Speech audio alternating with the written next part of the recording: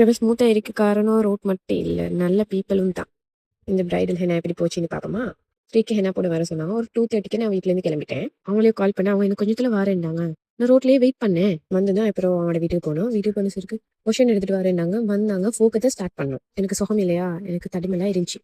நானும் போயிட்டு மெடிசின் பார்த்தேன். வர வழியில மெடிசின் வாங்க கிடைக்கல. அப்புறம் இனி வந்தாச்சு தானே! ஸ்டார்ட் பண்ணி வேலைய செஞ்சு கொண்டிருக்கிறேன்.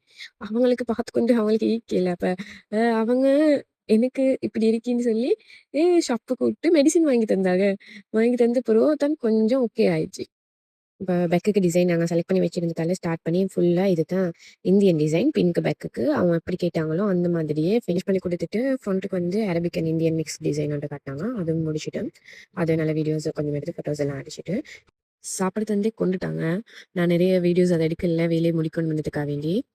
ஃப்ரண்ட்டுக்கு அந்த மேல படிக்கிற விங்ஸ் இருக்குது. மரத்துல மடிச்சுட்டாங்க ஒரு 3 டைம்ஸ். இட்ஸ் ஓகே நடக்குது தானே. என் ஃப்ரெண்ட் ஒண்ணு சஜஷன் பண்ணி தான் என்னைய புக் பண்ணியிருந்தாங்க. பட் இவ்ளோ கேர் பண்ணுவாங்கன்னு நான் நினைக்கல. ஸ்டைன் பிக்கும் அனுப்பியிருந்தாங்க. இன்னொரு வீடியோல பாப்போம். அஸ்ஸலாமு அலைக்கும்.